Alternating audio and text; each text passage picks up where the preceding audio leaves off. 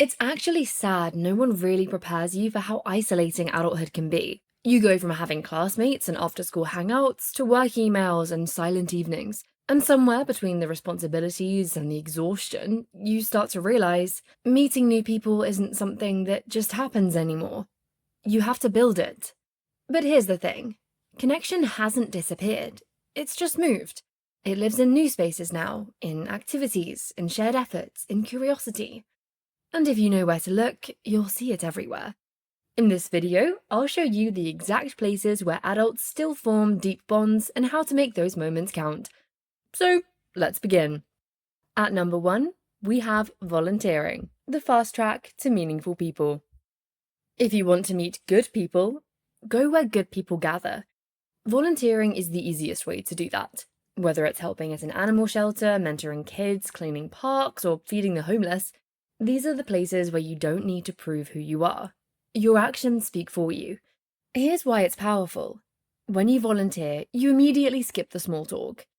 You work side by side with people who already share your values, and that shared purpose makes the connection feel natural and deep. You laugh, you struggle, you make a difference together. Those experiences form the kind of bonds that go beyond just friendship. They feel like belonging. Start small. Pick one cause. Show up once a week. And soon, those people you volunteered with, they'll start inviting you for coffee after the event, for another project, for a holiday dinner. Volunteering builds community because it begins with kindness, and kindness always finds its way back. Moving on to point number 2. Dance classes. The art of letting go. There's something magical about dancing. It breaks every wall you've built around yourself. You can't fake it. You can't hide behind words. You just move, mess up, laugh, try again, and that's what makes it so human. It doesn't matter if you've never danced before, because people there are too focused on joy to judge. Start with something simple: salsa, bachata, or even contemporary. These classes are often filled with people who are open, expressive, and eager to connect. And after a few classes, you'll start to feel it. The rhythm pulling you out of your comfort zone. The smiles between partners, the familiar faces each week. Soon, it's not just a class anymore. It's a little community that laughs together, grows together, and sometimes celebrates together. You'll find that dancing teaches you to open up again, not just to music, but to people. Now, point number 3. Tennis. Connection in motion. Tennis is a kind of sport that teaches you rhythm, patience, and how to read another person without saying a word. When you play, you start picking up small details, like the way your partner breathes before a serve, their reactions, their pace. You learn to sync with someone else, and that's how friendship quietly begins.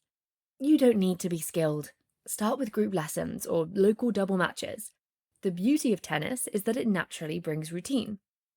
When you play every week at the same time, faces start to repeat. You exchange smiles, quick chats, inside jokes about your serves, and before you even realize it, you're grabbing coffee after practice or signing up for a small tournament together. That's the secret of adult friendship. It's not forced. It's built through consistency.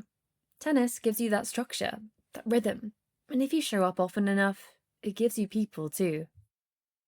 Now we have point number 4, the gym, the unspoken community. The gym might look like a solo space, but underneath the noise and sweat, it's full of quiet connection. You start to recognize the same faces, the guy on the treadmill every morning, the woman in the same yoga class as you. And there's this unspoken acknowledgement that says, we're both showing up again. If you want to make it easier, take group classes.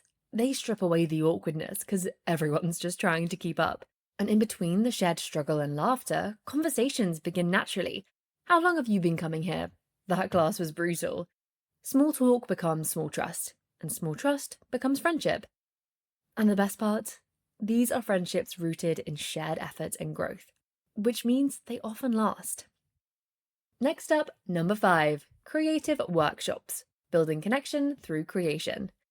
Creative workshops like writing, painting, photography, pottery are perfect for finding people who share your wavelength. You're not there to talk about work or stress, you're there to make something, and creation connects people faster than conversation ever could.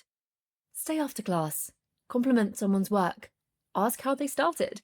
Creative people love sharing stories, and those stories often turn into friendships.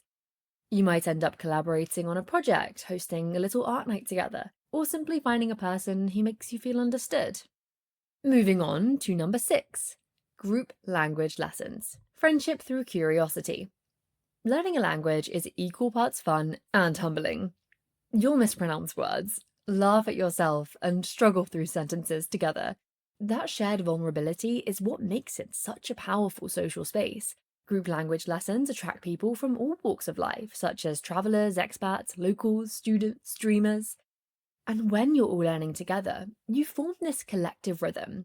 You encourage each other, joke about your mistakes, and slowly, friendships start to form, often followed by group dinners or cultural meetups outside of class. What starts as grammar and vocabulary turns into shared memories and laughter. You'll realize that connection isn't limited by language. It's built through effort and openness. Now we have number 7, group tours. Traveling with strangers who became friends. Traveling alone is freeing. Traveling with a small group of strangers? Transformative. When you join a group tour, the kind that lasts several days, you're not just seeing a new place, you're experiencing life alongside new people. And that shared experience builds bonds fast. You'll share breakfasts, bus rides, and breathtaking views. You'll laugh when things go wrong and celebrate when they go right. And by the end, you'll have inside jokes, shared memories, and maybe a new travel buddy for life. If you're nervous, start with a short trip, like 3 to 5 days. By day 2, you'll already feel comfortable. That's the thing about shared adventure. It removes the pressure to socialize. You're already doing something together. Friendship becomes the natural outcome. Lastly, we have number 8, the beauty of being alone. All of this is amazing, but let's pause for a moment. Because sometimes the person you need to reconnect with the most is yourself. Being alone isn't a flaw, it's a skill. And in a world where everyone's rushing to fill every silence, solitude becomes powerful. It's where you recharge, reflect, and remember who you are without anyone else's noise. Take yourself out for a coffee. Go for a walk without listening to a podcast or music. Watch a movie by yourself and actually enjoy it. When you start enjoying your own company, you stop chasing people who were never meant to stay. And ironically, that's when you attract the right ones, because your energy changes. You stop needing connection and start inviting it. Being alone teaches you emotional independence, and that's the foundation for healthy, lasting relationships. To conclude the video, I have a challenge for you. It's called the Connection Project. For the next 7 days, I want you to pick one of these activities. Just one. Sign up, go, be awkward if you have to, it's fine. Everyone starts there. Your only goal is to talk to one person. Smile, ask their name, start small, and then come back. Share your story. Tell me what surprised you, what scared you, what felt amazing. Because the truth is, friendship in adulthood doesn't come to you. You create it by showing up where life happens. You are not too old, you are not too late, and you are not behind. You are simply in a new season, one where friendship looks different, but feels just as good when it finally finds you. Thanks for watching, and I'll see you in the next one.